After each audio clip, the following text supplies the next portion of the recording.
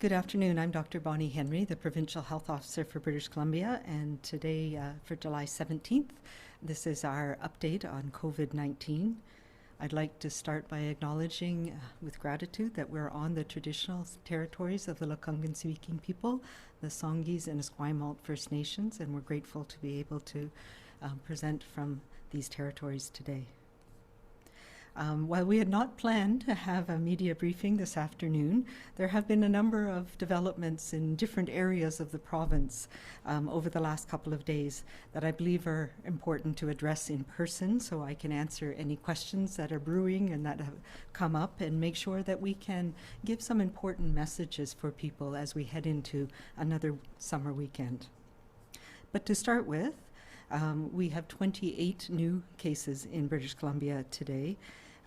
That gives our total to 3,198 people who have COVID-19 in British Columbia.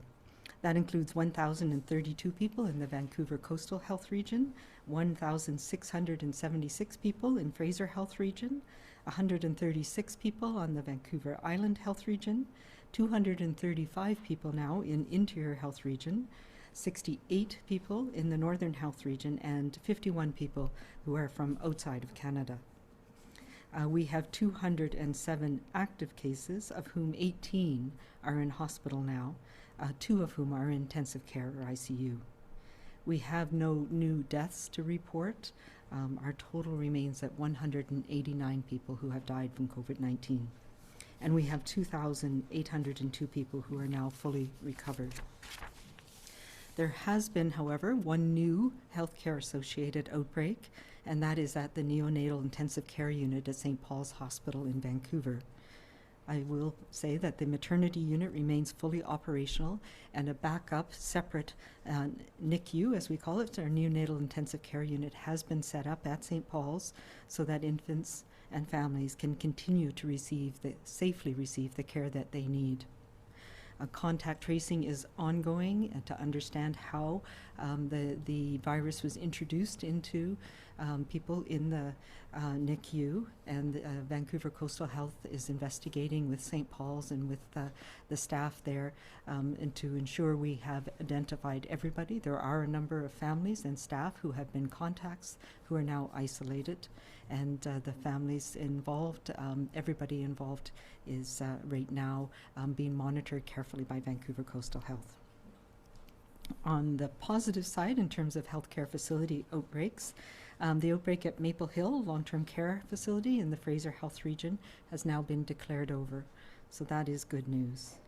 We have 3 active outbreaks in long-term care, 1 in long-term care, as we've said, and 2 now in acute care, so that the Mission Hospital and now St. Paul's. We have a total of 401 residents and 255 staff who have been affected in our healthcare facility outbreaks. So we do have some progression as well in some of our community outbreaks and clusters that we've been following. There are now 4 cases connected with the Crazy Cherry Farm in the Interior Health region, and public health teams continue to monitor and support the staff and the farm family in that area. One of our new cases reported today is a worker from Alberta who is a worker at the Site C work camp in the Northern Health region. As we know, these have been areas that we have had concern about from the very beginning of this, and we have ongoing plans with industrial camps, particularly in the north, recognizing that there were essential work that needed to be done at those facilities. And BC Hydro has been following all of the protocols. The person who was identified had their exposure in a test in Alberta. They are in isolation, and public health teams are working closely on site and monitoring the situation. A very small number of contacts have also been identified and have been isolated and are being monitored. And I think it's important to recognize that this person had very limited contacts after their recent return to the camp, and immediately identified when they were notified that they had a positive test. They have had no contact with any of the communities around that area. So I think that says to us that the protocols that we have in place have worked and that they're being followed carefully. So that is good news. Vancouver Coastal Health will also be, or has also issued an alert for potential community exposures at the Sandman Suites Hotel on Davie Street between July 7th and July 16th. And that is part of the ongoing investigation in Vancouver Coastal Health. And so, as a precaution, anyone who may have been exposed is required. We need you to monitor yourself carefully for any symptoms. Limit your contact with others over the incubation period and contact 811 immediately to arrange for testing if any symptoms develop. Also, to complicate our Friday, we're now up to 35 cases associated with the community exposure events in and around Kelowna, BC, starting around Canada Day and the following week. And this is one of the more concerning issues to us because we recognize that there have been a number of events that have happened there, and we need people to start thinking about how we can socialize safely over the coming weeks. We anticipate that there will be more cases in the coming days as people who were exposed are now starting to develop symptoms. And Interior Health is working very carefully and very closely with a number of the events where these were happening and following people. As you know, with this virus, once you have been exposed, there's nothing we can do to prevent you from developing disease. We just need to wait it out and ensure that if you do get sick, that you are not passing it on to others. And that's how we break those chains of transmission. We did have a meeting today, and I'm very thankful for this opportunity to come up with a plan with the Mayor of Kelowna, Colin Basran, and his team, with MLA Norm Letnick, Minister Dix, the CEO of Interior Health, Susan Brown, and Dr. Sylvina Mema, the MHO in the area. And we have a number of things that we're going to do to work with the communities in the central Okanagan to make sure that we can help people safely enjoy the rest of this summer. While public health teams have been extremely effective in identifying and containing transmission, these flare-ups in our communities around the province are a concern. It is not necessarily unexpected, but it is a warning to us that we need to do more to keep things in balance. This is one of the reasons that I felt it was important to speak today. Many of these new cases are people in their 20s and 30s, and transmission is directly connected to those very important social events. We know that gathering helps us feel connected and hopeful in these challenging times. And we want to be able to continue to do that. And we also are aware that while the severity of illness for those people in our 20s and 30s, or I should say in your 20s and 30s, are typically much less. And people may not recognize that they are ill or that they have mild symptoms, but they can still spread the virus to others. And your ability to spread that virus is just as high or higher as older people. And recently I had the opportunity to take over Olivia Munn's social media accounts, something that I'm not particularly adept at, but it was a great experience. I'm not typically active on social media, but I certainly understand the value of social networks. And now I am asking you to be my voice and our voice on social media. Use your influence to share a message with your friends, with your connections around the province. And that message is to make sure that we don't let COVID steal our summer, that we can socialize, and we need to socialize safely. Or as I say, we need to play safe and stay safe. Always know who you're with when you're out. Take steps to protect each other so you can spread kindness and joy and not the virus. In the same way that we don't let friends drive drunk or that we use condoms and sunscreen,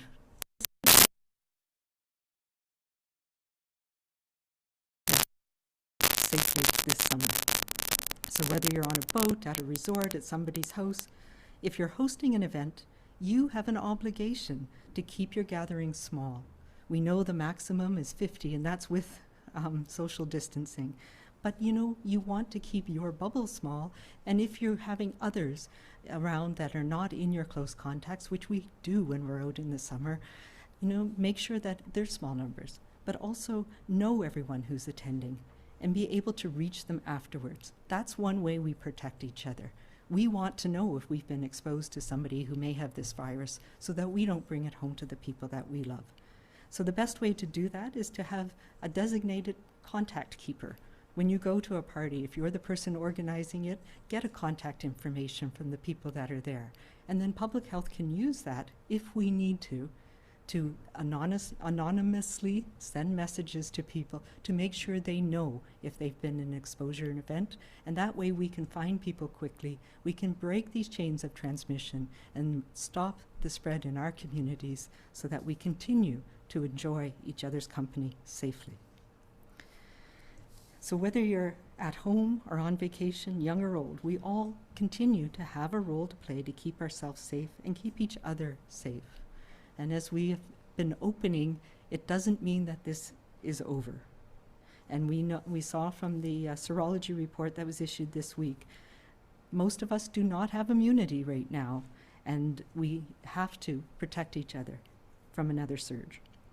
This is why our layers of protection and our rules for safe social interactions are so important.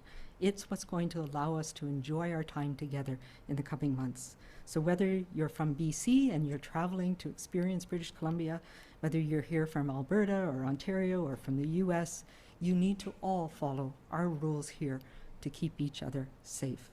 And one way to do that is to make sure that we are having contact and we know the contact information of the people that we're with, even if we just met them. This weekend, if you're planning a small party or planning to go to one, please do the right thing. Socialize safely, play safe, and stay safe so that we can keep our COVID-19 low and slow and enjoy our summer. And let's also remember to be kind as we do this, to stay calm and to stay safe. Thank you very much, and I'm happy to answer questions. Thank you, Dr. Henry. As a reminder to callers on the line, please press *1 to enter the queue. You are limited to one question and one follow-up only. Please unmute yourselves. You will not be audible until I call your name. First question is from Vaughn Palmer, Vancouver Sun. Good afternoon, Dr. Henry. Hearing some fairly strong advice from you to individuals and people who go to parties and all of that. You had a meeting with the authorities in Kelowna. Are you giving any advice to local councils, park boards, police, bylaw officers? What communities that are going to have these kind of events, should they be doing anything extra particular to avoid what happened in Kelowna recently? Yeah, you know, I want to qualify that, you know, the parties in Kelowna were mostly done with the right intent. They were small numbers of people, but it was different people every night, so that's what made it challenging. So I do think it's important that we get out, that we socialize. It does, as I said, you know, those connections are things we need, particularly young people. This is a time in your life where those social connections are so important. But we can do it, and we can do it in a way that doesn't lead to rapid increased numbers of cases, and that's what is the concerning for me. So what we talked about was telling people about keeping things small, making sure we have a way to contact people. It doesn't mean that you're going to have to call somebody up and tell them that they were exposed to this virus. We do that in public health. So once we've found somebody who's a case, that's what we do as part of contact tracing. It just makes it a lot easier for us. If we know who you're with. And that's been one of the challenges that people have talked about in some of the exposure events in Kelowna. There were a number of parties and different people, and then they went to different restaurants, and it just makes it challenging to connect all the dots. And it's so much easier if we're able to find people quickly. So keep those parties small. I do say if you're somebody who's renting and in the tourist business, we want you to have tourism this summer because we know that international travel is really off the table for a while around the globe. But there are things that you can do to make it safer for all of us, and that's building in clauses that you need to keep your parties small if you're in renting out a house or an apartment, things like that. So I do think we can continue to have these social interactions, but we need to try and do it in a way that protects all of us. Do you have a follow-up, Vaughn? Yes, please. Question about the neonatal unit at St. Paul's. Do you know enough at this point to know how it got in there, and do you have any sense of how many people might have been potentially exposed there, please? Yeah, I know that Vancouver Coastal is still looking at exactly how the virus was introduced. Right now, there's a very small number, so less than 10 people who were in the exposed group, and they are following up with every individual. There's nobody who is very ill. Everybody's being monitored carefully, and they've taken steps to make sure that there is adequate support in a separate physical area with separate staff, so that there's no risk to neonates at St. Paul's right now. Next question is from Hina Alam, Canadian Press. Hi, Dr. Henry. I was wondering if you could tell me, coming back to the neonatal unit, if there are any babies who've been exposed or any doctors, and also if you said you don't really know how many people are affected right now, but are there any nurses? Do you have any more details about it? Yes, what I can tell you is there's been families, including some of the babies who have been exposed, and there's also healthcare workers who have been exposed, but I don't have the breakdown. That will become clearer over the coming days as the investigation continues. Do you have a follow-up, Hina?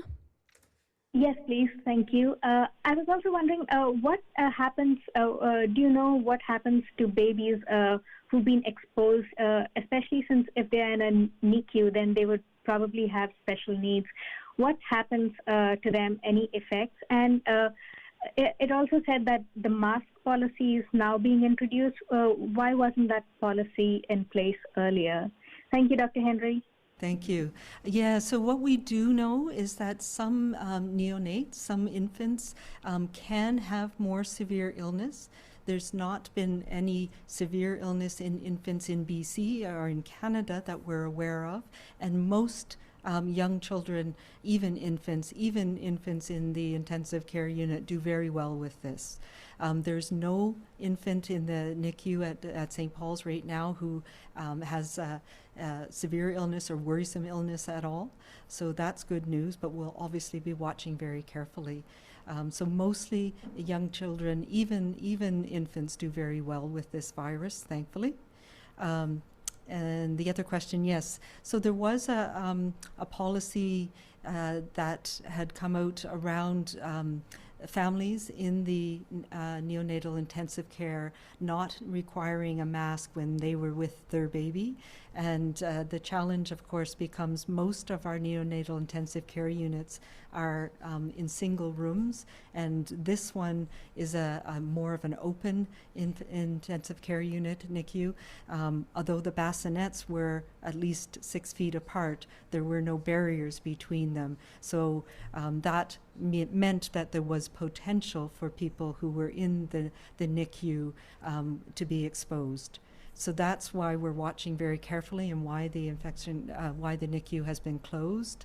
But I do believe it is a very low risk scenario for others who are in the NICU with the people who were cases. Next question is from Penny Dafflo, CTV. Hi there. Thank you for taking my question. I guess the first question is, how many newborns have actually tested positive for COVID, and what is your concern kind of for their long-term health? Do we mean in this particular outbreak or overall that we know about? I meant this one, but I guess overall would be good as well if you have those figures. I don't actually have the numbers, but I can tell you it's a small number.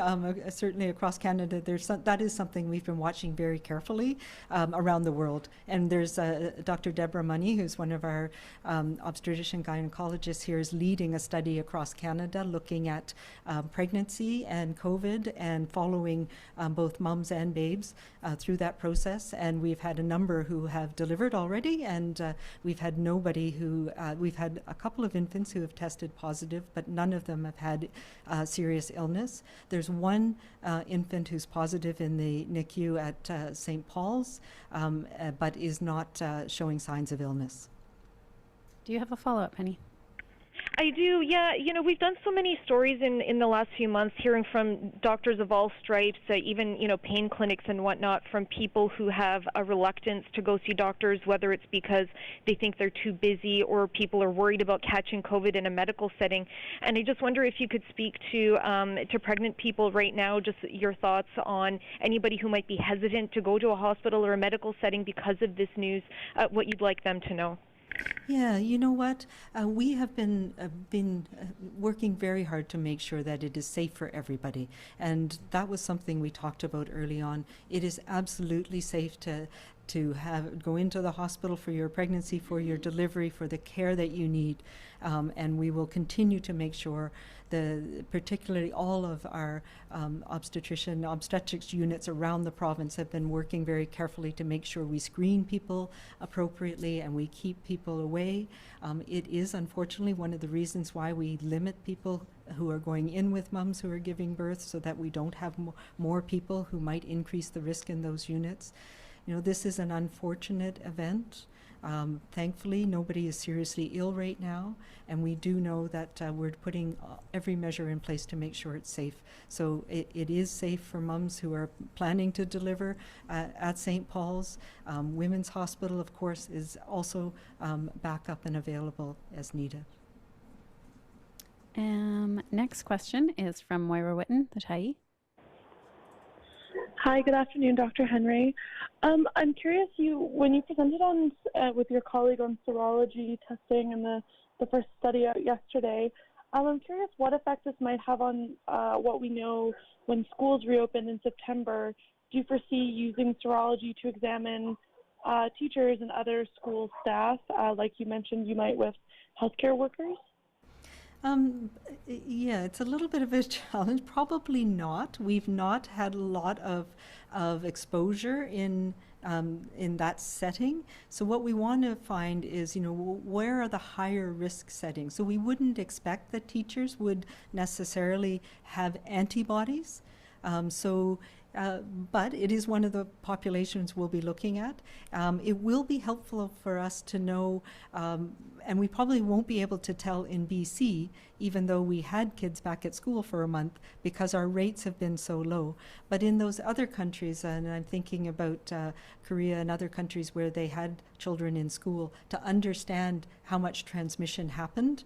I know there are at least 4 studies that are being looked at under our immunity task force in Canada to try and understand the risk, the amount of the numbers and the percentage of children who have been who have had the illness and have antibodies, because that will help us understand risk of transmission in school settings come the fall.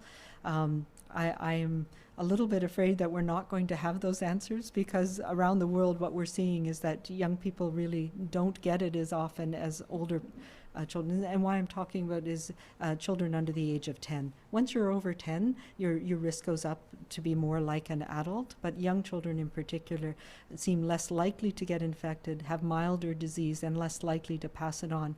But it is certainly one of the things we're looking at. Do you have a follow-up, Moira? I do, thank you.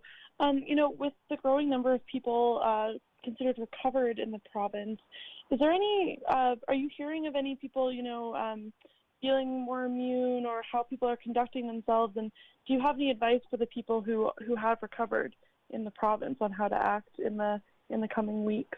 Yeah, that is a really important question, because we do not yet know, and our study can't answer that question. We do not yet know whether having antibodies means that you are truly immune, that you're not going to get infected again if you're exposed to the virus again. So right now, everybody, even if you have had it, we need you to take those precautions. And the reason for that is we have a pretty good idea that if you have antibodies, you are likely to at least have some protection. You might get a milder illness, for example. But we don't know how long that lasts. So as we go into the fall, if we start to see more transmission, we're all going to continue to have to take those precautions, because until we know exactly how much antibody you need to have to be protective and how long that antibody is going to last.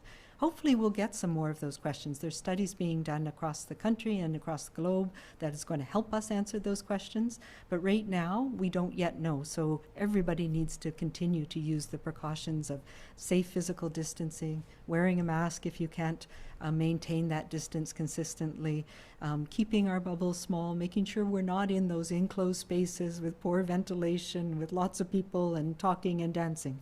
Those are the highest risk environments. Marcella Bernardo, News 1130.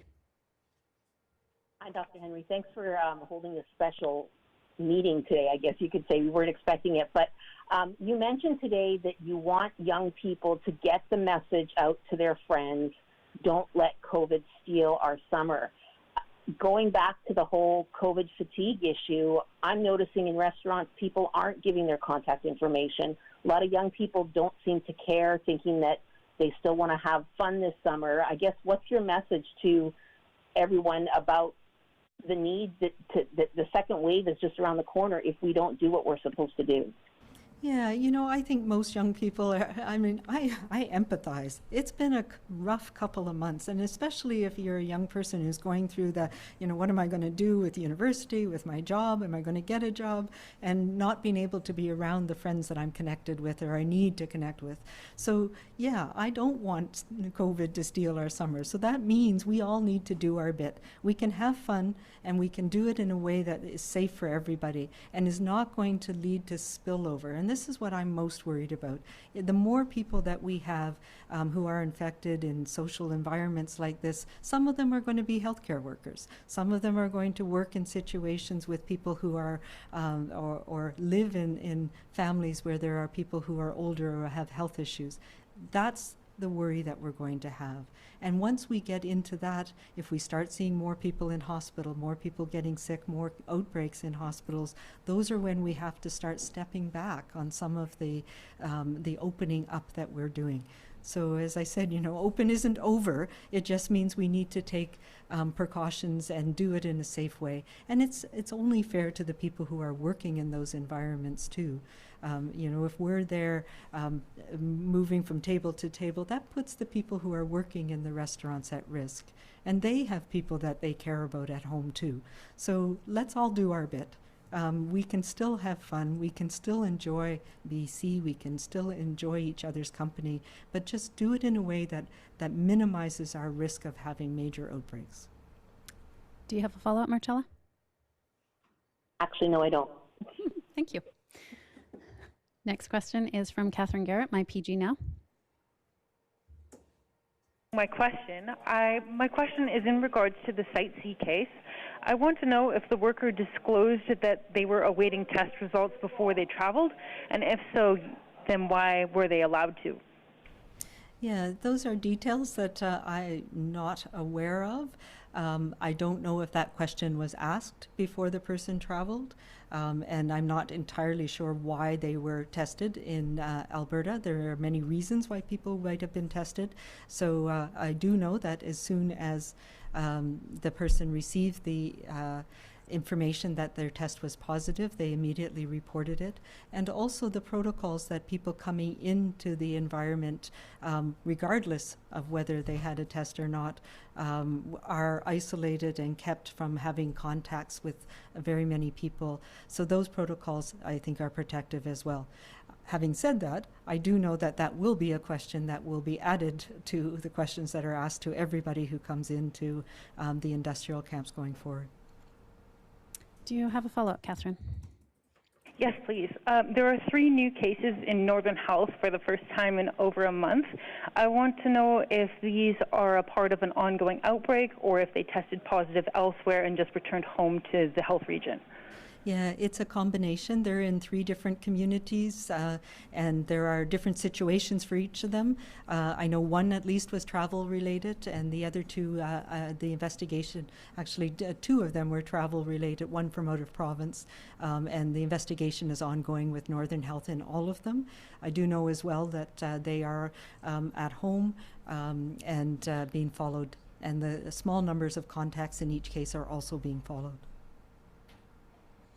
Next question is from Robin Merrill, Info News. talked about in the Kelowna situation of meeting with the mayor and the MLA and such to get a sort of a plan together. Can you elaborate any on what that plan is to deal with this growing number of cases? Yeah, so this is not a problem or a situation, I shouldn't say problem. It's not a situation that's unique to Kelowna, but we know there's been a number of exposure events there, and it was an opportunity to get some messages out in the central Okanagan to people who are there for, there's many tourist-dependent communities in that area, and people seem to be using that area to come as a meeting place. So we talked about opportunities to get messages out to people who are coming to visit, whether we put them in grocery stores and liquor stores where people are picking up their supplies for parties, putting out the messages about how to do it in a way that respects the community and respects the safety of our community. And we've talked about this before, our travel manners here in BC. And making sure that people get those messages from many different sources about the things that we do to protect our communities and still have fun. Do you have a follow-up, Rob? Yes, I do. On the number, it's grown to, I think you said, to 35 related to this, and you say that it's going to grow more. I know you can't predict, but any projections on how much it might grow and how long it might take till we know that it's kind of contained? Yeah, so unfortunately, it's the incubation period's 14 days. So we've had the first group of cases that we found last week, and then we found the people they were in contact with.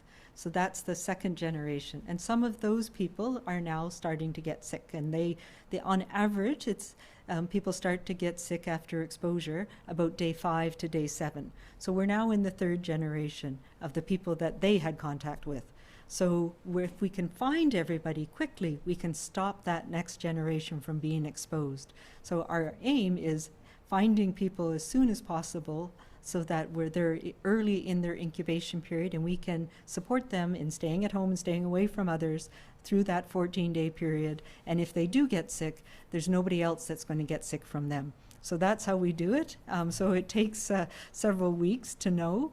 I know there are several hundred people who are being followed right now, and some percentage of them will develop symptoms in the coming days and weeks. And that's why I say we know there'll be more people. How many more? It's hard to say.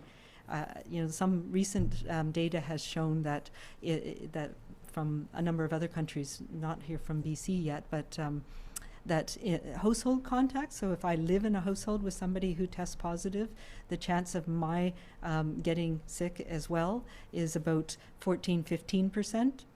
If we're a community contact, it's much less than that. So somewhere between 10 and 15% of people may develop symptoms in the coming weeks. Next question is from Zara Premji, CBC. Hi there, Dr. Henry. Thanks so much for doing this. So regarding the exposure event at the Sandman Suites Hotel in Vancouver, can you confirm if there were any healthcare workers staying at that hotel as well? There were a number of healthcare workers that were staying at that hotel, and that's one of the concerns that we have. I know there was a provincial program, and it was supported by the federal government early on when hotels were empty, that healthcare workers were given good rates to stay there. But now, as hotels are opening up, they are more a source of risk. So we don't want healthcare workers who are working in long-term care or in hospitals to be mixing with people who are coming in from other places. And a hotel is not a great environment for that.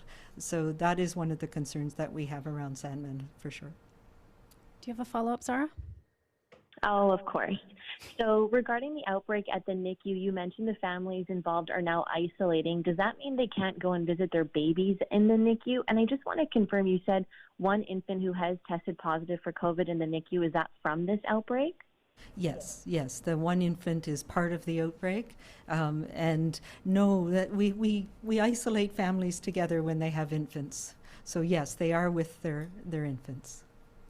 Great. Next question is from Glenn Korstrom, Business of Vancouver. Hi, Dr. Henry. I'm just wondering about the visiting for the care homes and whether all of the plans have been approved. Are they just being rubber stamped, or have any been rejected? Yeah, that's a good question. I don't know. I know that health authorities are working with every home to make sure that the plans are adequate. And we don't reject them generally. It would be more an iterative process to make sure they meet the requirements and that are done safely. As we've been learning through this process for everything, we'll be tweaking things as we go, and I know we're reviewing a number of the provisions around visiting to make sure that it can be done in a way that is both safe but also enables families to have as much time and as much of a contact with their loved one as possible.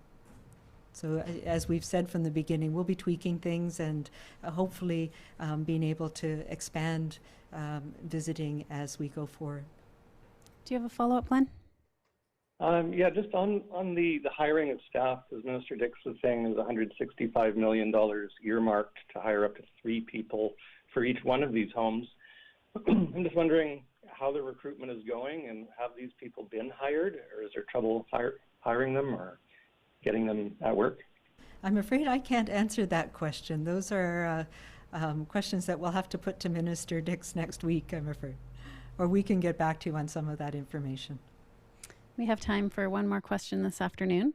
For any reporters that didn't get to ask a question, there will be a statement released later today. For recommendations on protecting families and communities and for access to provincial guidance on COVID-19, visit bccdc.ca. And for non-medical questions about the province's COVID-19 response, visit gov.bc.ca/COVID-19. Last question is from Nick Johansson. Kelowna cluster, this 35 number, how many of these people are interior health residents, and where are the other cases? Where are they from? And have there been any hospitalizations stemming from this cluster? Yeah, in terms of hospitalizations, none that I'm aware of at this point. They're mostly younger people, which is good, though there are a few who are older. Last I understand, and I should have written it down, but I believe it was 28 are related to interior health. Actually, that doesn't add up, because there was 18 when we had 27. There's 18 in interior health, and 9 were in Fraser Health and Vancouver Coastal. There's 1 in Island Health that's related, and the additional ones I believe are related to interior health as well. But I can get you those exact numbers. But the majority of them are people from in and around interior health. There are some related cases from other provinces, particularly Alberta, and as I mentioned, both Island Health, Vancouver Coastal, and Fraser Health. Do you have a follow-up, Nick? Yes, I do. With this outbreak at the Oliver Cherry facility, I understand there's currently 4 cases related to that. Are these all staff members of the facility? And Interior Health had mentioned that it was likely that this outbreak was related to the Kelowna cluster. Is that still the thought? Yeah, as far as I know, that is still the thought. There have been extensive testing and surveillance, screening done of all of the workers on the farm. And so far, 2 of the people who have tested positive are temporary foreign workers, and 2 are part of the farm family that owns and works on the property. So yes, we do still think it's linked to the Kelowna cluster, and the temporary foreign workers were, at least one of them was exposed here, not from whence they came. That's all the time we have for today. Thank you, everyone. Thank you.